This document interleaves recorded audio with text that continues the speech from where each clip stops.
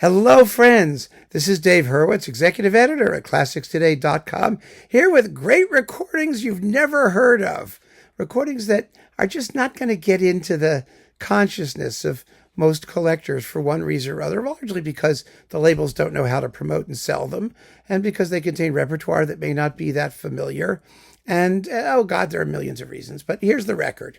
It's Lucy Crowe, soprano, one of the most amazing Handel sopranos in existence in Baroque singing and early music and whatnot. She's just a stunning singer, really astonishing, a voice of incredible purity and agility and taste, and she's got everything going for her. She really does.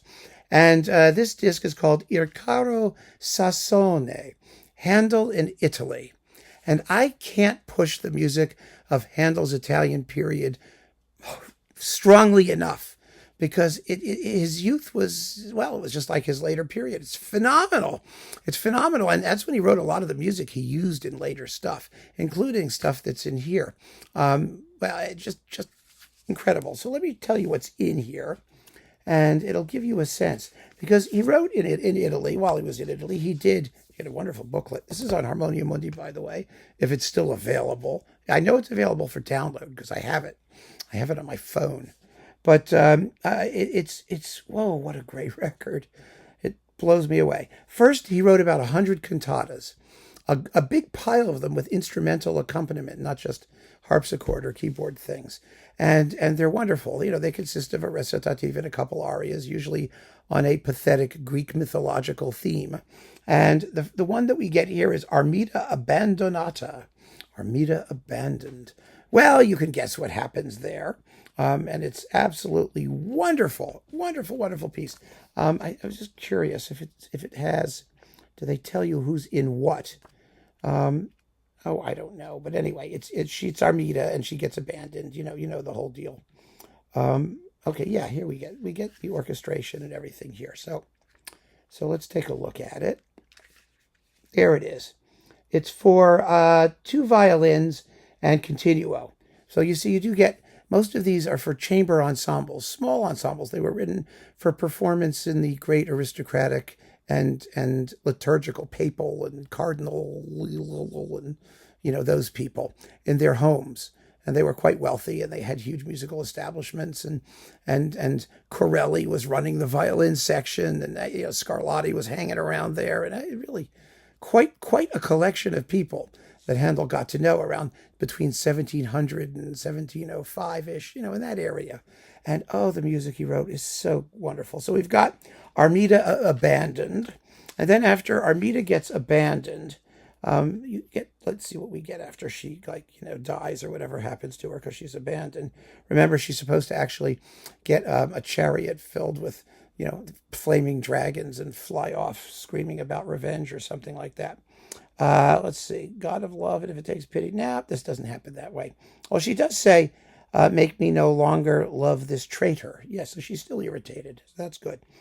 Then we got Lascia la spina from Il Trionfo del Tempo e del Disingano, one of his oratorios, which has got, let's see, what is this? Violin and oboes and that then continuo, and a viola and continuos. Now this is an aria that he used and reused and reused over and over and over and over again in a lot of his operas and other things. And it actually became one of his greatest hits.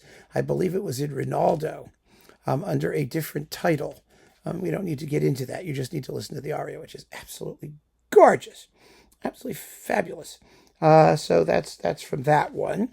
And then we have a Salve Regina that he wrote for violins and 2 violins, viola, and continuo, including an obbligato organ, which Handel was always big on obbligato organ things.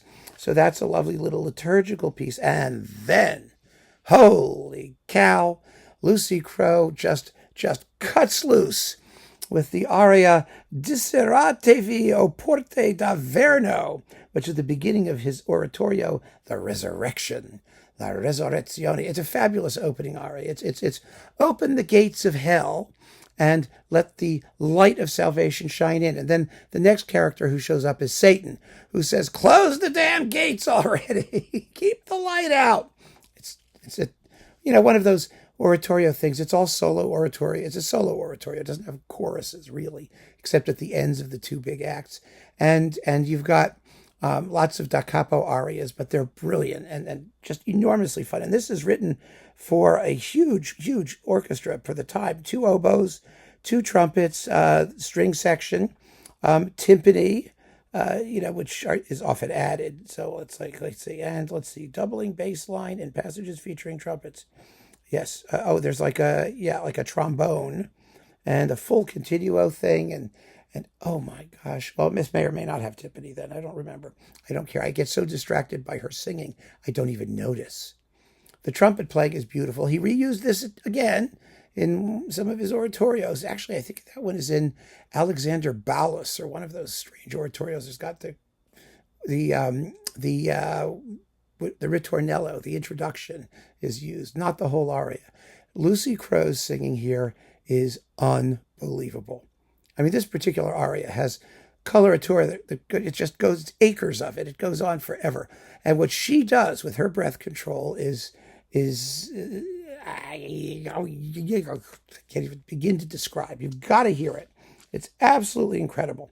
Then we've got another cantata, Alpestre Monte, and this one's got violins in continuo, and it's a little bit of one. This is just an accompagnato, and then you've got aria and a recitative and an aria and some other goodies.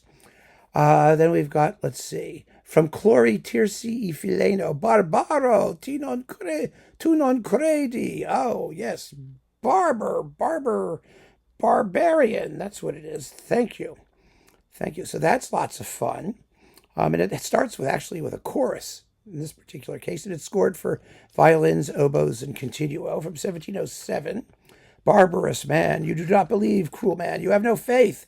Tear open my breast with your sword and observe my heart.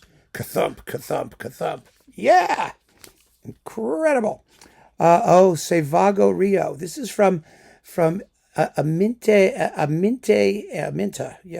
e Filide, which is gorgeous. That has a whole bunch of arias in it that he used in Agrippina, his first big opera in Italy, and Se Vago Rio became the siren song in Rinaldo. It's a Siciliano, and it's just beautiful.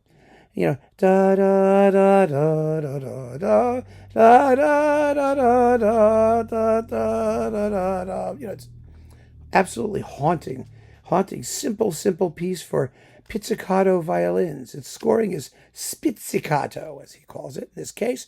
Pizzicato, three-part pizzicato violins, viola, and continuo without harpsichord. Remarkable little piece. Just delicious. And then you also get, these are all the sung things. And in addition to the sung things, you get some instrumental pieces from these same works. You get the sonata from the cantata Delirio Amoroso. And you get, the sonata from Tu Fidel, Tu Costante. And the sonata, these are the introductions, basically. The sonata A5, which is just called sonata A5, which is fine. And some other things. Yes. Okay. So there you go. It's with Lucy Crowe. I've only talked about Lucy Crowe, but the performers are the English Concert under Harry Bicket, and they're wonderful. They're as wonderful as she is. This is such a great record. And I really think a lot of people hesitate to get into Handel in more depth because he wrote vocal music. It's operatic music, or it's either Italian operatic music or English language operatic music, and sometimes in German and sometimes in French and other languages too. And I understand for Handel people who like the water music or the fireworks music or, that stuff, the concerti grossi, it may be harder to get into some of the vocal works. But I found that one of the best sources of entree is these Italian works, because there are no dead spots in them. They're so enjoyable. They really are. I mean, I've done talks on the Italian cantatas, the Glossa series, which is absolutely amazing as well. And you can look up those videos if you're curious. But this is definitely going to be one of the greatest recordings that you've never heard of. And I cannot recommend it strongly enough.